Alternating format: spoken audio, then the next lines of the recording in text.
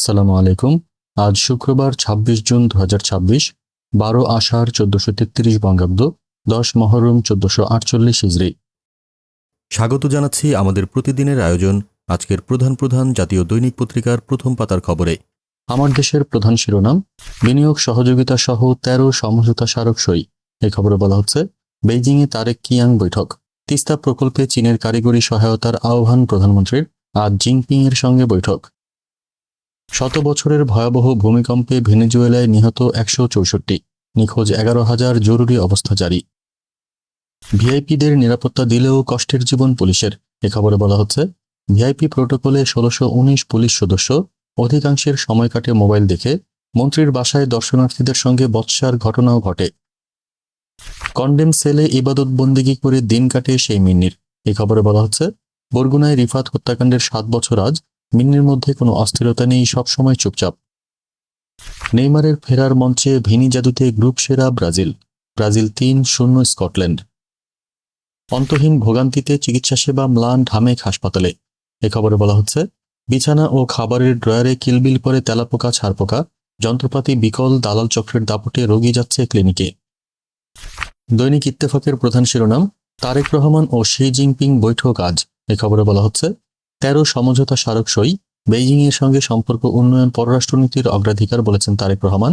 বাস্তবমুখী সহযোগিতা বাড়াতে প্রস্তুত চীন বলেছেন লি কিয়াং। হামের উপসর্গে আরও ৯ শিশুর মৃত্যু।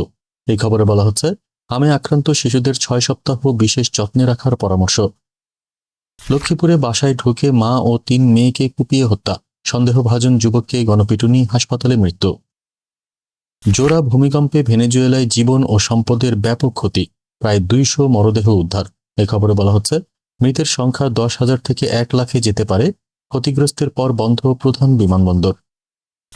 অন্তর্বর্তী সরকারের ১ বছরে ১২,৬৩৩ কোটি টাকার ঘুষ লেনদেন। এই খবরে বলা হচ্ছে, দুর্নীতির শীর্ষে পাসপোর্ট, বিআরটিএ, টিআইবির রিপোর্ট। নয়াদিগন্তের প্রধান শিরোনাম, ১৩ সমঝোতায় স্বাক্ষর, প্রধানমন্ত্রীর চীন সফর। এই খবরে বলা হচ্ছে, গ্রেট হলে রাজস্বিক অভ্যর্থনা, সিপিসি ও বিএনপির মধ্যে চুক্তি, তিস্তা প্রকল্পে ইতিবাচক সাড়া, আজ শি জিনপিং এর সাথে শীর্ষ বৈঠক। সংসদে বাজেট ও অর্থনৈতিক পরিস্থিতি নিয়ে বিতর্ক। এই খবরে বলা হচ্ছে, ব্যাংকিং খাত সম্পূর্ণ বেহাল অবস্থায় বলেছেন রেজা কিবরিয়া। ৪ মাসে ঋণ বেড়েছে ১ লাখ কোটি টাকা বলেছেন আক্তার। দুর্নীতির প্রমাণ পেলে পদত্যাগের চ্যালেঞ্জ দিলেন হাসনাত। ম্যাজিক চশমা পরায় বাজারে ঊর্ধ্বগতি দেখা যায় না বলেছেন বুলবুল। ভেনিজুয়েলায় ভূমিকম্পে মৃত্যু ১০,০০০ ছাড়াতে পারে, বিবিসি, আল জাজিরা ও রয়টার্স। বিচার নেই জামিনের মিছিল, শহীদ পরিবার আজও অপেক্ষায়, জুলাই বিপ্লবের ২ বছর। দৈনিক কালবেলার প্রধান শিরোনাম, বৃত্তেই বন্দি মাদক কারবার। এ খবরে বলা হচ্ছে, শক্তিশালী হচ্ছে মাদক অধিদপ্তর।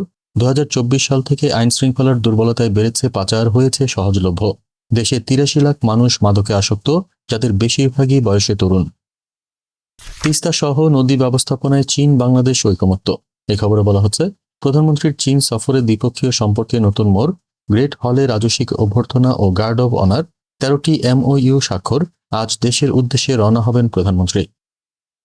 অন্তর্বর্তী সরকারের ১ বছরে ১২,৬৩৩ কোটি টাকা ঘুষ লেনদেন, টিআইবির প্রতিবেদন।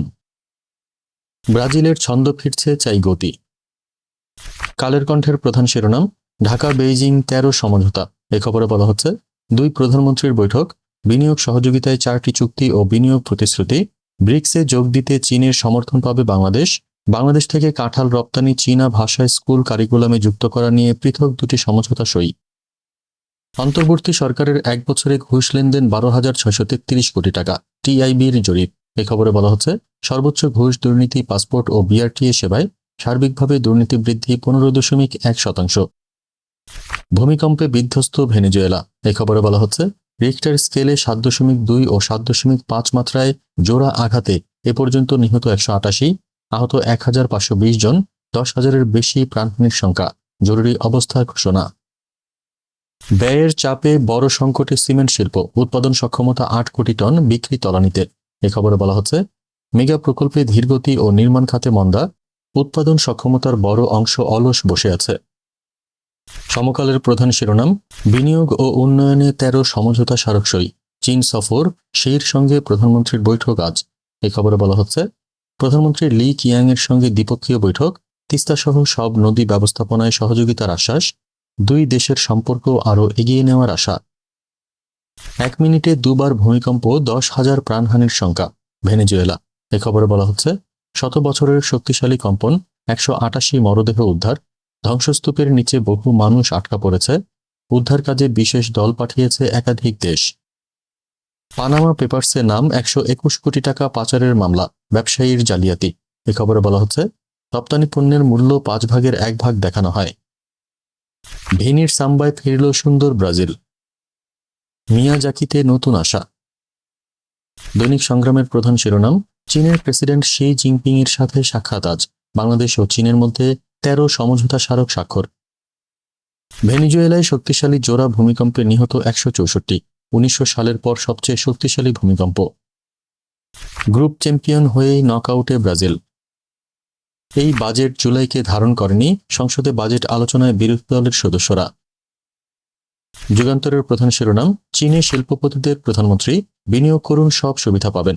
এ খবরে বলা হচ্ছে, উল্লেখযোগ্য সমঝোতা স্মারক, গ্রিন ডেভেলপমেন্ট প্রমোট করতে ইনভেস্টমেন্ট কোঅপারেশন, এক্সপোর্ট ক্যাপাসিটি বাড়াতে developmental cooperation, man power capacity development, চীন থেকে আসা ঋণের সুদের হার কমাতে concessional loan, human resource development cooperation plan, কাঁঠাল রপ্তানির বিষয়ে এমওইউ, টেকনিক্যাল এবং ভোকেশনাল শিক্ষা সহযোগিতায় 2টি এমওইউ, চীনা কমিউনিস্ট পার্টি ও বিএনপির মধ্যে সমঝোতা স্মারক সই।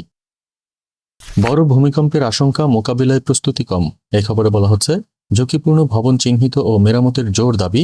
ঢাকায় 7 মাত্রার ভূমিকম্প হলে প্রায় 72,000 ভবন ধসে পড়বে, জাইকা ও সিডিএমপির জরিপ।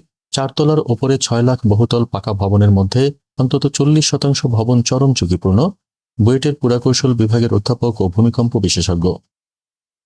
মূল হোতারা সবসময় অধরা, থামছে না সর্বনাশা মাদক। এই খবরে বলা হচ্ছে, আন্তর্জাতিক মাদক বিরোধী দিবস আজ, থানার পাশেই মাদকের আখড়া, জানে না পুলিশ।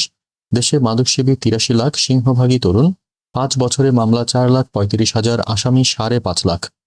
এই ছিল আজকের প্রধান প্রধান জাতীয় দৈনিক পত্রিকার প্রথম পাতার খবর। আগামীকাল আবার আমরা হাজির হব নতুন সব সংবাদ নিয়ে। সেই পর্যন্ত দেশজগৎ নিউজের সাথেই থাকুন। ধন্যবাদ।